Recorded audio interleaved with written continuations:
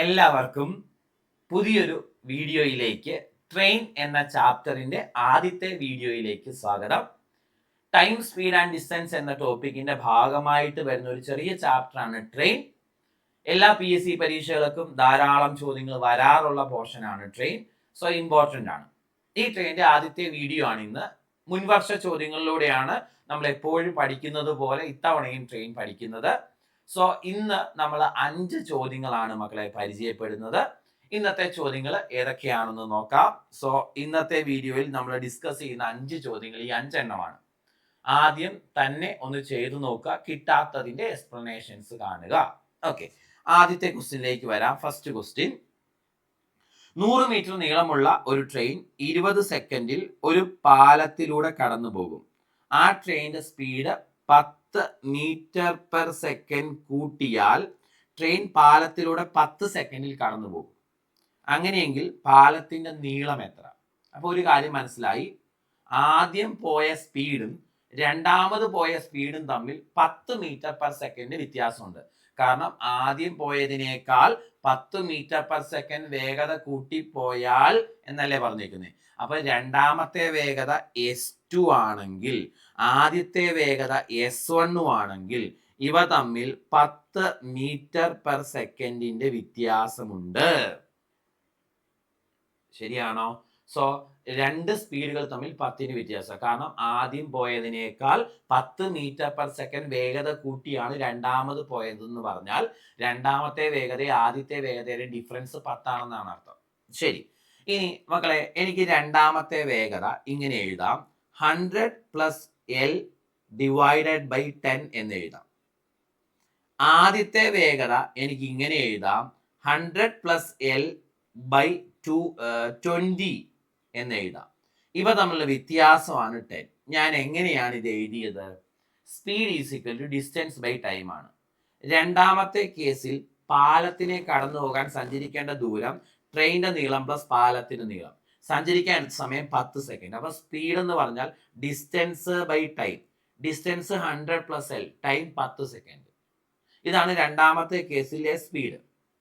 ഇനി ആദ്യത്തെ കേസിലെ സ്പീഡ് എന്ന് പറഞ്ഞാൽ ട്രെയിനിന്റെ നീളം 100 അല്ലെ, പാലത്തിന്റെ നീളം L, ആകെ സഞ്ചരിച്ച ദൂരം 100 പ്ലസ് L, കവർ ചെയ്യാനുള്ള സമയം 20 സെക്കൻഡ്. അത് സ്പീഡ് എന്ന് പറഞ്ഞാൽ ഡിസ്റ്റൻസ് ബൈ ടൈമാണ്. Distance 100 plus L, time 20. ഇവ തമ്മിൽ വ്യത്യാസം 20 സെക്കൻഡ് ആണ്. ഇതെന്ത് ചെയ്യാം മക്കളെ? ഇവിടെ കോമൺ ആയിട്ടുള്ള ഏതാ? ഇവിടെ 100 പ്ലസ് L കോമൺ അല്ലേ? ഇത് കോമൺ അല്ലേ? അവനെ അങ്ങ് പുറത്തെടുത്താൽ 100 പ്ലസ് L അങ്ങ് പുറത്തെടുത്താൽ ബാക്കി എന്ത് വരും?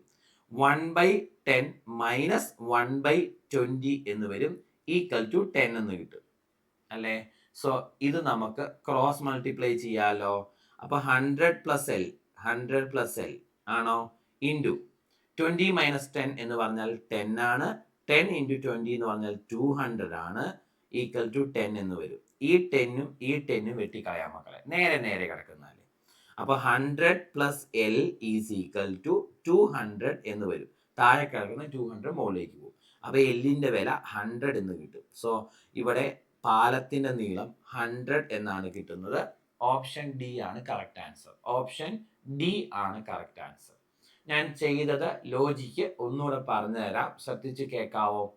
ആദ്യം ഒരു സ്പീഡിൽ പോയി, അതിനേക്കാൾ 10 മീറ്റർ പെർ സെക്കൻഡ് വേഗത കൂട്ടിയാണ് രണ്ടാമത് പോയത്.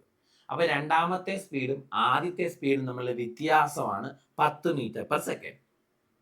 അതവിടെ നിൽക്കട്ടെ. ഇനി ആദ്യത്തെ കേസിലെ സ്പീഡും രണ്ടാമത്തെ സ്പീഡും തമ്മിൽ വ്യത്യാസമാണ് 10 കിട്ടി. രണ്ടാമത്തെ കേസിൽ സ്പീഡ് എത്രയാണെന്ന് കണ്ടുപിടിക്കാൻ ഡിസ്റ്റൻസ് ബൈ ടൈം ചെയ്താൽ മതി. രണ്ടാമത്തെ കേസിൽ സഞ്ചരിച്ച ദൂരം ട്രെയിനിന്റെ നീളം പ്ലസ് പാലത്തിന്റെ നീളം. സഞ്ചരിക്കാനുള്ള സമയം 10 സെക്കൻഡ്. അപ്പൊ രണ്ടാമത്തെ കേസിലെ സ്പീഡ് 100 പ്ലസ് L ബൈ 10 ആണ്. ആദ്യത്തെ കേസിലെ സ്പീഡ് 100 പ്ലസ് L ബൈ 20 ആണ്. കാരണം അവിടെ കവർ ചെയ്യാൻ 20 സെക്കൻഡ് എടുത്തു. ഡിസ്റ്റൻസ് ബൈ സ്പീഡ് എന്ന് പറയുമ്പോൾ ഡിസ്റ്റൻസ് 100 പ്ലസ് L, സ്പീഡ് 20. ഇതിന്റെ വ്യത്യാസമാണ് 10. ഇത് 100 പ്ലസ് L കോമൺ ആണ്, ഇവിടെ ഉണ്ട് ഇവിടെ ഉണ്ട്, പുറത്തെടുത്തു. ബാക്കി ഇവിടെ 1/10 ഉണ്ട്, 1/10 അല്ലെ, ഇവിടെ 1/20 ബാക്കിയുണ്ട്. ഇത് ക്രോസ് മൾട്ടിപ്ലൈ ചെയ്തു. അപ്പം ക്രോസ് മൾട്ടിപ്ലൈ ചെയ്യുമ്പോൾ 20 മൈനസ് 10, 10/20 10 × 20 200 എന്ന് വരും. 10ഉം 10ഉം വെട്ടിപ്പോവും. 100 + L = 200, L = 100 എന്ന് കിട്ടും. പാലത്തിന്റെ നീളം 100 ആണ്. അടുത്ത ചോദ്യത്തിലേക്ക് വരാം. നമ്മുടെ നെക്സ്റ്റ് ക്വസ്റ്റ്യൻ, 240 മീറ്റർ നീളമുള്ള ഒരു തീവണ്ടിക്ക് പാതവക്കിൽ നിൽക്കുന്ന ഒരു വൃക്ഷത്തെ കടന്നു പോകുന്നതിന് 8 സെക്കൻഡ് വേണം, അല്ലെ? വൃക്ഷത്തെ കടന്നു പോകുമ്പോൾ സഞ്ചരിക്കുന്ന ദൂരം ട്രെയിനിന്റെ നീളം തന്നെയല്ലേ? അപ്പൊ അതിന്റെ അർത്ഥം 8 സെക്കൻഡ് കൊണ്ട് 240 മീറ്റർ സഞ്ചരിക്കും എന്നല്ലേ അർത്ഥം?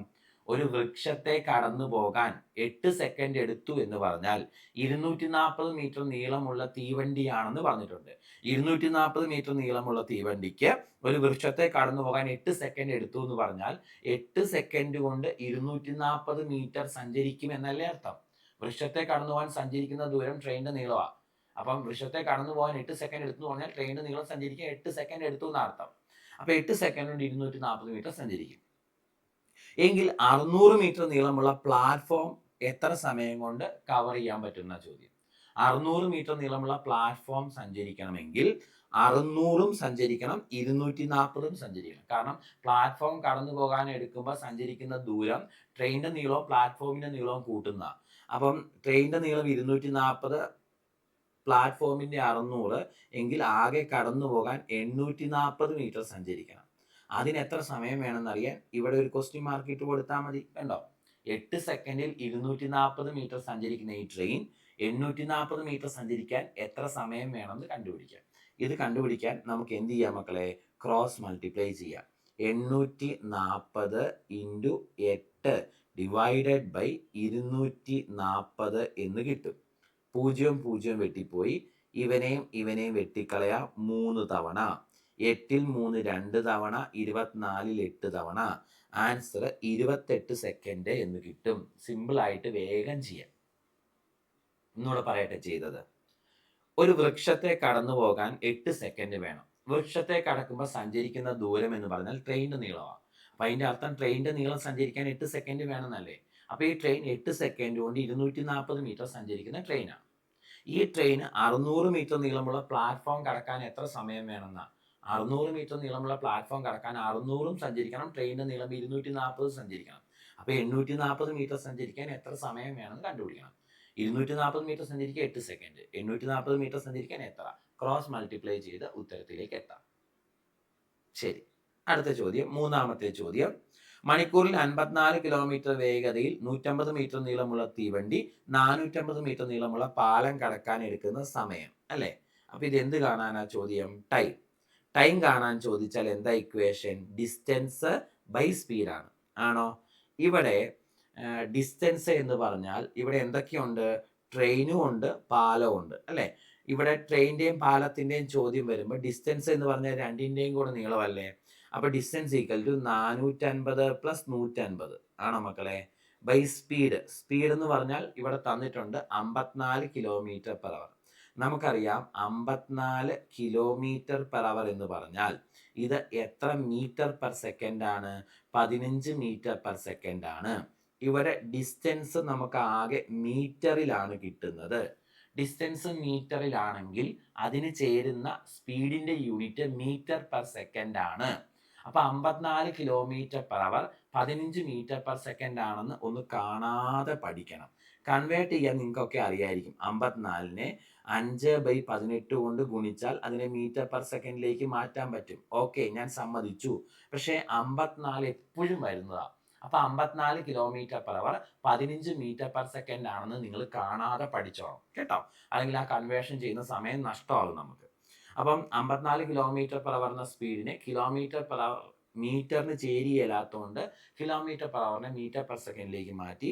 സോ താഴെ 15 എന്ന് എഴുതി. ഓക്കെ, അപ്പൊ 600 ഡിവൈഡഡ് ബൈ 15 എന്ന് കിട്ടും.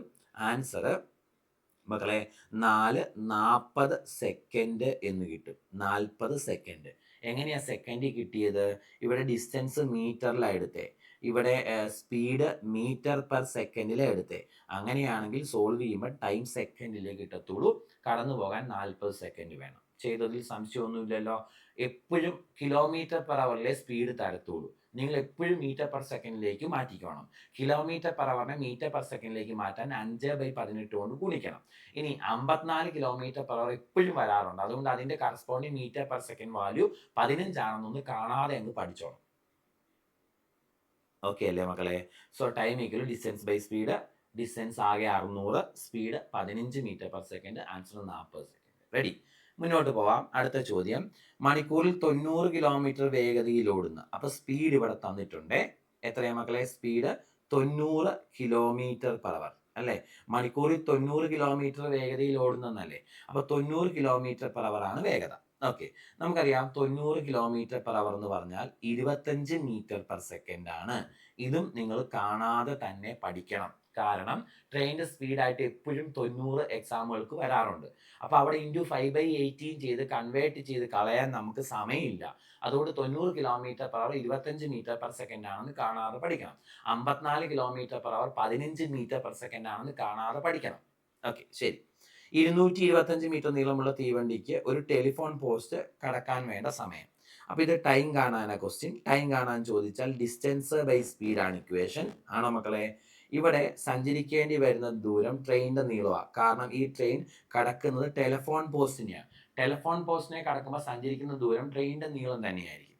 അപ്പൊ 225 ബൈ സ്പീഡ് എന്ന് പറഞ്ഞാൽ കിലോമീറ്റർ പെർ അവറിലെ തന്നേക്കുന്നത് മീറ്റർ പെർ സെക്കൻഡിലേക്ക് മാറ്റണം. കാരണം ഡിസ്റ്റൻസ് മീറ്ററിലാണ്.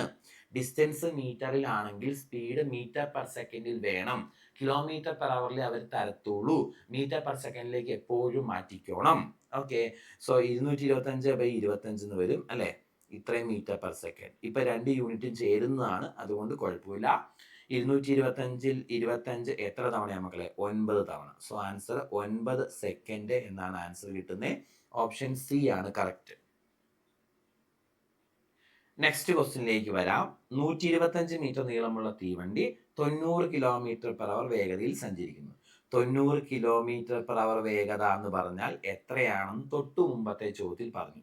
25 മീറ്റർ പെർ സെക്കൻഡ് വേഗതയാണ് അല്ലേ?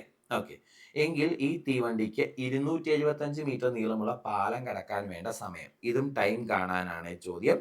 മക്കളെ, ടൈം കാണാൻ ചോദിച്ചാൽ ഡിസ്റ്റൻസ് ബൈ സ്പീഡ് ചെയ്യണം. ഇവിടെ ഡിസ്റ്റൻസ് എന്ന് പറഞ്ഞാൽ 2 നീളവും കൂടെ കൂട്ടുന്നതല്ലേ? തീവണ്ടിയുടെ നീളവും പാലത്തിന്റെ നീളവും. 275 125 കൂട്ടുമ്പോൾ 400 കിട്ടും. So distance 400 metre. സ്പീഡ് എന്ന് പറഞ്ഞാൽ 25 മീറ്റർ പെർ സെക്കൻഡ് ആണോ? സോൾവ് ചെയ്യുമ്പോൾ 400/25 16 സെക്കൻഡ് എന്ന് കിട്ടും നമ്മുടെ ഉത്തരം. എപ്പോഴും ഓർക്കുക, മീറ്ററിന് ചേരുന്ന സ്പീഡിന്റെ യൂണിറ്റ് മീറ്റർ പെർ സെക്കൻഡാ. അതിന് ചേരുന്ന ടൈമിന്റെ യൂണിറ്റ് സെക്കൻഡാ. അവന്മാരൊരു ടീമാണ്. ആരൊക്കെ? മീറ്ററും സെക്കൻഡും മീറ്റർ പെർ സെക്കൻഡും. അടുത്ത ടീം ആരൊക്കെയാ?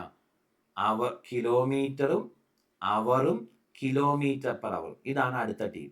ഇവന്മാരെപ്പോഴും ഒരു ടീമാ, മറക്കരുത്. ഇതൊന്ന് പഠിച്ചു വെച്ചോണം കേട്ടോ. ഒരു ടീമിൽ പെടുന്ന ആളുകൾ ആരൊക്കെ? കിലോമീറ്ററും അവറും കിലോമീറ്റർ പെർ അവറും ഒരു ടീം, മീറ്ററും സെക്കൻഡും മീറ്റർ പെർ സെക്കൻഡും അടുത്ത ടീം. അപ്പൊ ഇതാണ് ചേരുന്ന യൂണിറ്റുകൾ. ഏതൊക്കെയാ ചേരുന്ന യൂണിറ്റുകൾ? മീറ്ററും സെക്കൻഡും മീറ്റർ പെർ സെക്കൻഡും ചേരുന്ന 3 യൂണിറ്റുകൾ. കിലോമീറ്ററും അവറും കിലോമീറ്റർ പെർ അവറും ചേരുന്ന അടുത്ത 3 യൂണിറ്റുകൾ. ശരി മക്കളെ, അപ്പം ഇന്നത്തെ 5 ചോദ്യങ്ങൾ കഴിഞ്ഞു. ഇന്ന് ചെയ്ത ചോദ്യങ്ങളൊക്കെ മനസ്സിലായെന്ന് വിചാരിക്കുന്നു. ഇതിന്റെ അടുത്ത പാർട്ട് വീഡിയോയുമായിട്ട് അടുത്ത ദിവസം കാണാം. Thank you.